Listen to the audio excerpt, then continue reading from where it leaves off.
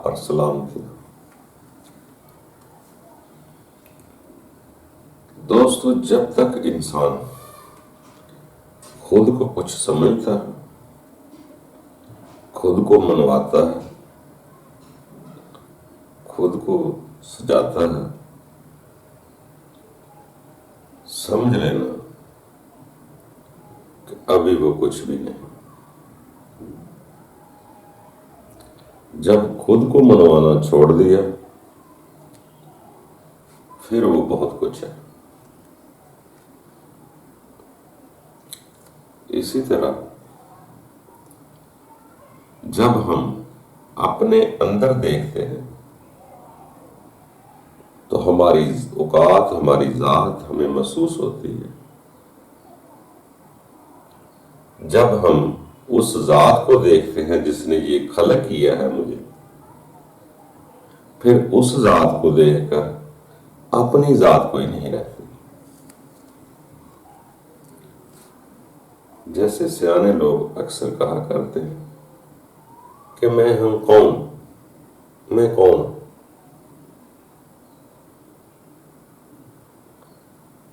جب اپنے آپ کو پہچانتا ہے میں کون ہوں، تو وہ اپنے آپ میں سموتا ہے، اپنی پہچان کرتی ہے تو اسے کچھ پتہ نہیں چلتا کہ میں کون ہوں۔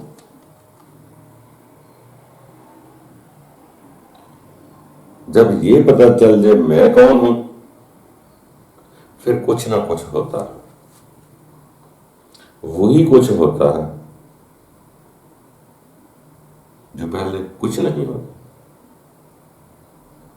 جو کچھ ہوتا ہے وہ کچھ نہیں ہوتا۔ یہ انسان ہے کیا ہے؟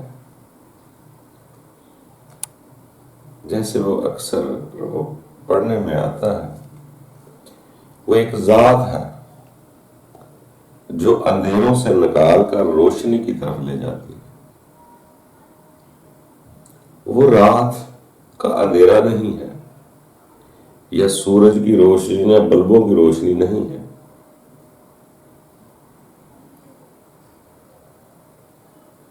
ترجمہ یہی آتا ہے کہ اندھیروں سے روشنی کی طرف لے جاتا ہے۔ وہاں جب لفظ آئے گا تو وہاں آئے گا ظلمات سے نور کی طرف۔ جب انسان اپنے اندر ظلم پیدا کر لیتا ہے، بسا لیتا ہے، اگر وہ ذات مہربان ہوتی ہے تو انسان کے اندر وہ جو خود کو پریشانی کرنے والے ظلم ہیں ان کو نکالتی ہے۔ جو میرے اندر زیادتیاں بسی ہوئی ہیں اس کو نکالتی ہے۔ وہ اندھیرا روشنی باہر کا نہیں، اندر کا ہے۔ اندر سے ظلم نکلے گا، پھر اسی جگہ ایک نور بن دیا جاتا ہے۔ اس ظلم کو اندھیرا کہتے ہیں، اس نور کو روشنی کہتے ہیں۔ جیسے بہت ساری جگہ ایسی چیزیں بیان ہوتی ہیں، ہم وہ سوچتے ہیں وہ باہر ہے، باہر نہیں ہے، اندر ہے۔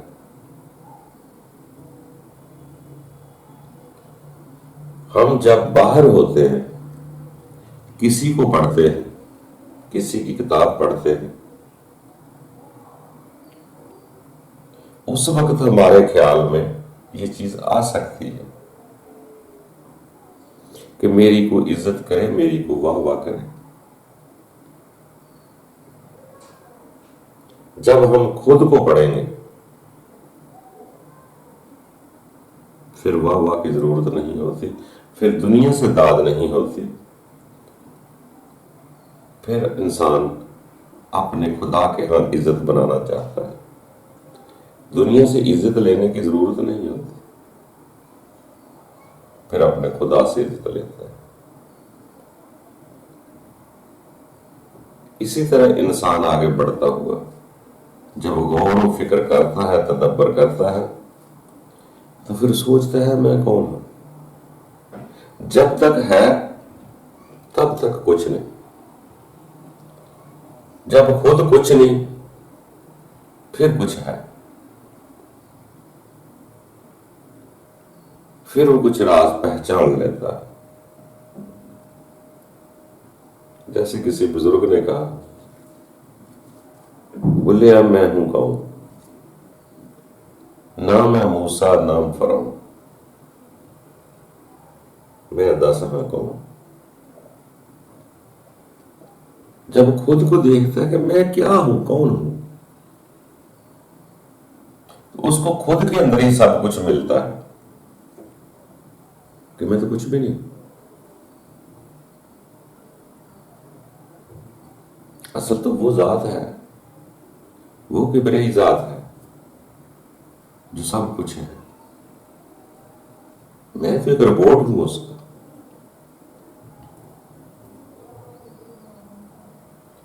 ہر چیز کا فیصلہ اسی کے ہاتھ میں. تو پھر زندگی بھی آسان ہو جاتی ہے. پھر دوسروں پہ تہمتیں نہیں لگاتا، کہ اس کو سمجھ آ جاتی ہے کہ یہ زمین میں سب کچھ کا ہونا ضروری ہے اور ہر شے اسی کی. پھر فکر کم ہونے لگتے. تو یہی ہے دوستو، اگر ہم ایک وقت پر دوسروں کو اپنا آپ بنواتے ہیں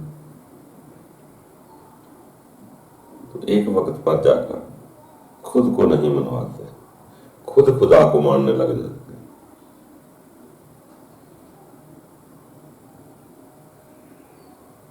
جیسے کسی سیانے نے کہا تھا،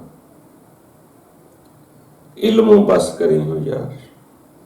جب ہم علم سیکھتے ہیں تو باہر سے لے کر باہر ہی سمجھا دیتے ہیں.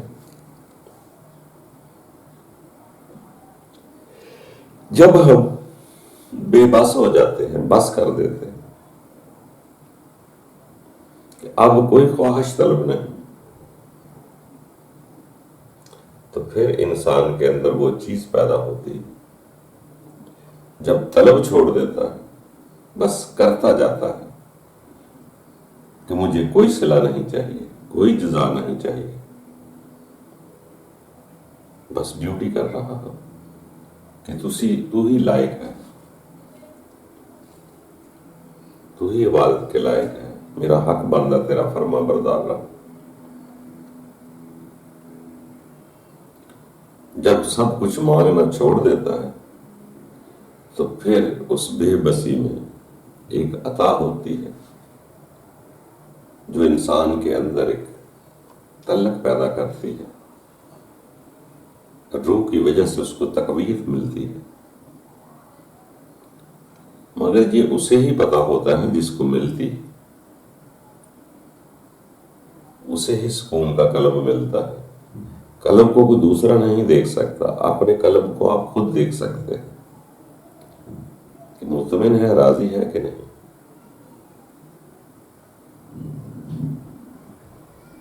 تو دوستو اسی طرح انسان آگے بڑھتا رہتا ہے. وقت ایک سا نہیں رہتا، یہ تبدیل ہوتا رہتا ہے. جیسے بچپن سے جوانی سے بڑھاپا، اسی طرح انسان کا اصلاحی پہلو بھی آگے آہستہ آہستہ بڑھتا رہتا ہے. شروع میں ہر انسان کسی چاہت طلب میں آگے بڑھتا ہے. جب بڑھتا بڑھتا اس مقام پر جاتا ہے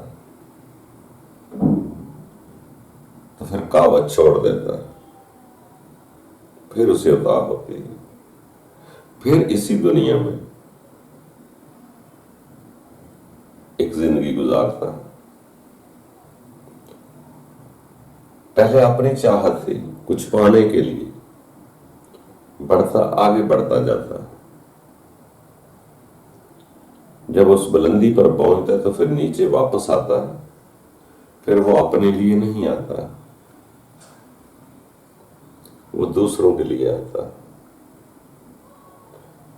جاتے ہوئے خاموش تھا، واپس آئے گا تو پھر روڑا پائے گا۔